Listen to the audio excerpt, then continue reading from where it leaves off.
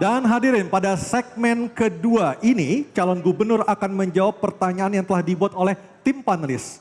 Selain menjawab pertanyaan, masing-masing calon gubernur juga diberikan kesempatan menanggapi jawaban dari calon gubernur lainnya.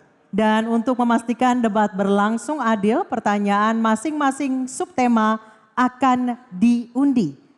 Kami persilakan kepada para calon gubernur untuk maju ke depan mejanya masing-masing. Baik, hadirin sekalian, pendalaman visi, misi, dan program kerja akan dimulai dengan calon gubernur nomor urut 1.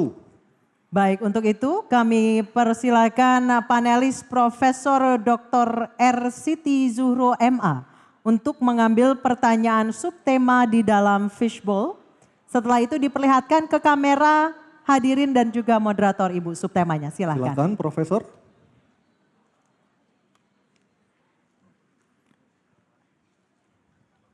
Subtema apa yang diambil Profesor Siti Zuhro? Kita lihat bersama-sama.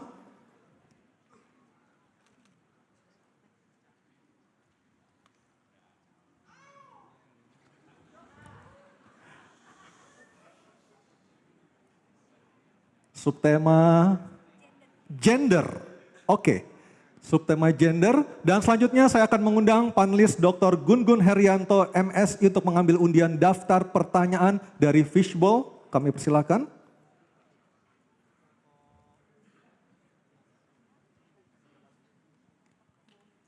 Bisa disebutkan, Profesor Gun-Gun? A. Oke, baik. Gender huruf A. Saya akan mengambil amplopnya. Baik, ini kita perlihatkan terlebih dahulu. Masih dalam posisi tersegel. Masih dalam posisi tersegel. Ini memastikan bahwa pertanyaan dijamin kerahasiaan. Silakan Anissa dibaca.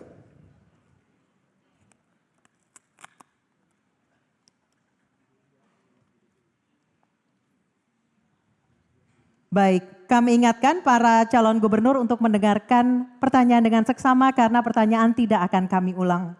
Pertanyaan untuk calon gubernur nomor urut 1, Bapak Ridwan Kamil adalah indeks ketimpangan gender di Jakarta berdasarkan data BPS tahun 2023 sebesar 0,256. Ketimpangan ini sangat dirasakan dari sisi tingkat partisipasi angkatan kerja perempuan yang hanya 50,12% dibandingkan laki-laki yang mencapai 80,25%. Ketimpangan gender juga memposisikan perempuan sebagai pihak yang dilemahkan, di mana angka pendidikan minimal SMA pada perempuan hanya 65,54% dibandingkan laki-laki yang mencapai 72,71%. Pertanyaan, apa langkah strategis dan konkret Anda untuk meningkatkan partisipasi perempuan di angkatan kerja dan pendidikan? Waktu Anda 2 menit, silakan Bapak. Terima kasih. Kota itu pada umumnya hanya aman buat lelaki dewasa secara teori.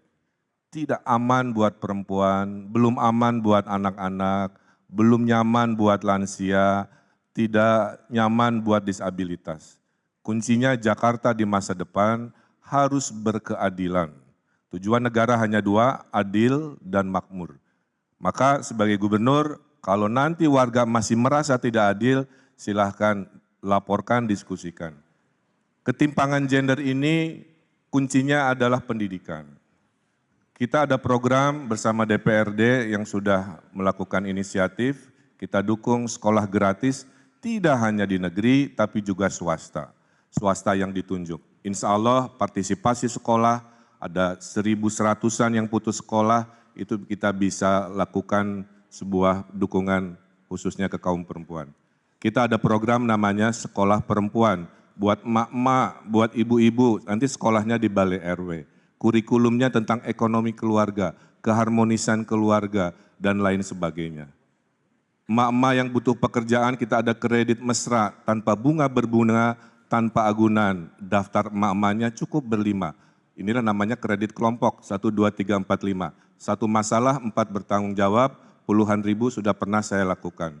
Kombinasi dengan akses kemudahan berusaha, kombinasi dengan sekolah informal emak-emak dan sekolah gratis untuk perempuan di level formal, 3 itu saya kira akan meningkatkan kualitas indeks sehingga ketimpangan gender bisa kita selesaikan. Saya kira perempuan harus dilindungi, perempuan harus memiliki yang namanya kesetaraan dengan perlindungan oleh Gubernur dan pemimpin Jakarta. Makasih. Baik. Terima kasih Bapak Ridwan Kamil. Mohon tenang hadirin. Kesempatan berikutnya saya berikan kepada calon gubernur nomor urut 2 Bapak Dharma Pongrekun untuk menanggapi jawaban calon gubernur nomor urut 1. Waktunya 1 menit, silakan. Baik, makasih. Kesetaraan gender seharusnya terjadi ketika kita bersikap adil. Dan fondasi untuk kesetaraan itu adalah adab. Tanpa adab, maka kebijakan yang diambil tidak akan pernah adil. Oleh sebab itu, Pemprov DKI, khususnya Dinas Tenaga Kerja, harusnya selalu mengumumkan secara transparan peluang-peluang kerja yang ada di Jakarta dan dibagi sesuai dengan persentase yang diharapkan dan diinginkan oleh perundang-undangan. Oleh sebab itu, mari kita kembali menjaga adab supaya kita dapat bersikap adil sehingga kebijakan-kebijakan yang dirasakan tidak malah membuat perasaan rakyat tidak adil. Terima kasih. Baik, terima kasih. Tenang dulu, selanjutnya calon gubernur nomor urut 3 Bapak Pramono Anung untuk menanggapi jawaban calon gubernur nomor urut 1. Waktu Anda 1 menit, silakan. Secara konkret, kami akan mengadakan yang dinamakan job fair yang telah kami sampaikan untuk 3 bulan sekali di kantor kecamatan. Tugas kantor kecamatan adalah juga sekaligus menjadi balai latihan kerja, terutama bagi wanita. PPSU yang sekarang ini syaratnya SLTA akan kita potong menjadi SD. Yang paling penting adalah bisa membaca dan menulis.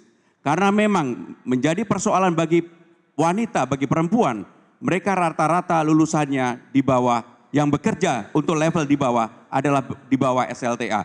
Untuk itu, tugas negara, tugas Provinsi Jakarta harus hadir memberikan perlindungan kepada mereka supaya mereka bisa kerja dengan keterampilan yang dimiliki dan mereka juga bisa memberikan penghasilan yang cukup minimal setara dengan UMR.